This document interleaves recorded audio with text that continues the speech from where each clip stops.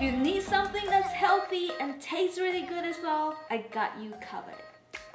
As you can see, I've got lots to cover today, so we're gonna jump straight into the meal prep and onto the recipes. But before I start, a quick shout out to Livestream who's sponsoring today's video. I've mentioned before that the recipe section is my favorite part of the app, and I'm so happy that I was able to get them to include most of these recipes in the app. Just search up Chloe T in the recipe section and there you have it, super easy. But it's not just my recipes you can find in there, you can also find meal plans made by Livestream like the paleo and 1 week sugar detox plan.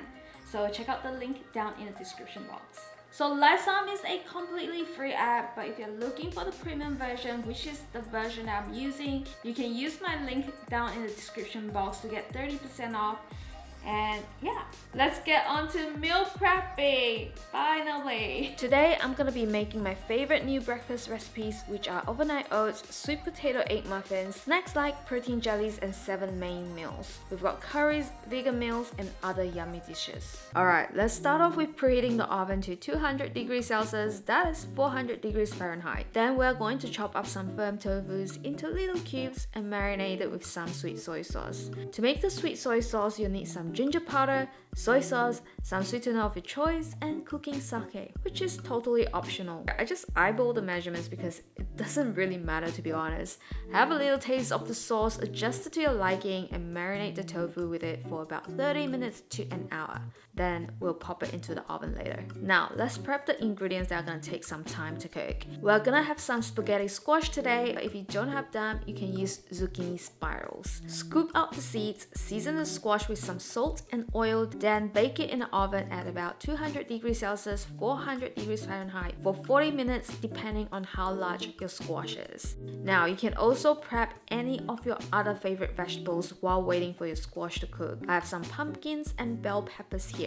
Once your squash is done, pop the vegetables and tofu in the oven for about 15 to 20 minutes. And now, let's cook some rice. I love black rice, it has plenty of fiber and is low in glycemic index if you're looking for some slower releasing carbs. You can also go for brown rice too, which is really nice. It takes about 30 minutes to cook. So while you're waiting for the rice to cook, let's prep the ingredients for the curry base, which we are going to use for a couple of dishes today. You can use this curry base for chicken or vegan chickpea jackfruit curry, fish curry, or pumpkin curry. It is a very flexible recipe. We're going to need some carrots, potatoes, and I'm also going to use a daikon today. Feel free to use other vegetables like onions and garlic. I just can't have them, so I've excluded them here. Chop up the vegetables into little cubes, and I'm going to make double the portions that I have on Livestream today. We're also going to need some canned tomatoes, jackfruit, and also chickpeas. So let's start with putting all the vegetables in a pot. I have 4 cans of tomatoes here. Then I'm adding about 6 tablespoons of curry powder, 2 tablespoons of garam masala, half a teaspoon of cumin, and salt. Cook it over the stove for about 10 minutes, then add 2 cans of full cream coconut milk. Now let it simmer on the stove for about 30 minutes. You can also add some sweetener if you don't use onions because it is not as tasty without the onions. Now let's prep the other ingredients. Take the cooked spaghetti squash and add a little bit of oil and salt and spinach and stir fry it for a couple of minutes. Make sure to take out the vegetables and tofus from the oven as well. I don't want you to burn them all. Now, once the vegetables in the curry sauce have softened up a little, fry up some chicken thighs with some coconut oil until they turn white or brown.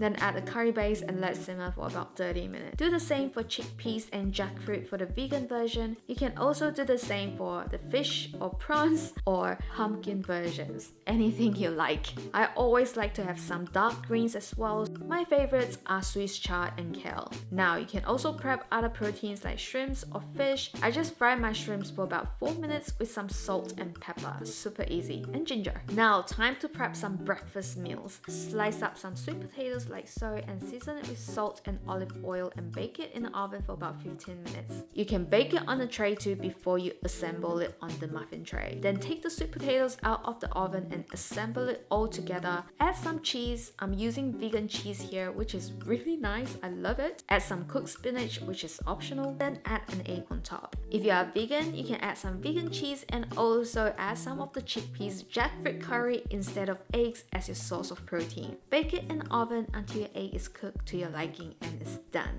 So for this dish, I definitely recommend to only make a few servings and heat it up before you want to eat it because it goes stale pretty quickly. Now, the next two recipes are my favorite snacks and breakfast ideas. For the overnight oats, it is just a basic recipe with superfoods. Add 1 serving of oats, which is about half a cup, a tablespoon of chia seeds, 2/3 of a cup of your choice of non-dairy milk, vanilla extract, superfood powder.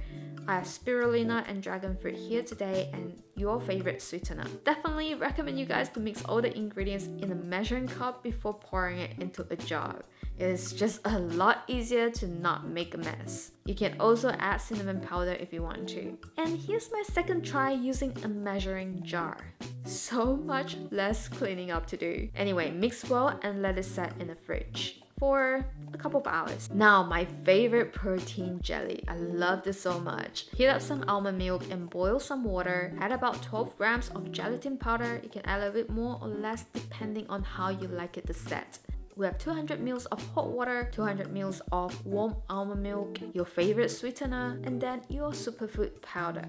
Mix well and pour it into jars and let it set in the fridge. Serve it with fresh fruits, and honestly, this is one of the best snacks ever. You can also make some quick snacks using celeries, cucumbers, and carrots to eat with hummus. I have beetroot hummus here today. You can make them fresh, but I like the store-bought ones too because sometimes I'm just too busy to make them. Now, put everything into individual containers and you're ready for the week. Make sure you freeze some of the foods if you're not consuming them within 3 days. I personally have them for about 2 days because I just like them fresh, and the rest are in my freezer. So just prep whatever you want to eat for the next 3 days or so, and you can mix and match your ingredients so you don't have to eat the same thing every day. Making a balanced meal is really easy.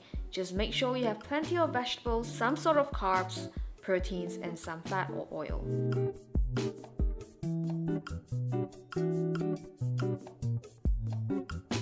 So that's it guys, you got all my meals here and also got my free workout program. So you got everything you need. So my job here is done. And also guys, I just created a Twitch account which I'm gonna be live streaming on. I'm not really sure what I'm gonna do yet. I think I'm gonna be doing some live workouts, some maybe cooking videos, some Q&A and all of that. So I'm gonna leave my link down in the description box. And also don't forget to check out live sound in the description box as well. Hope you guys enjoyed today's video and I'll see you in the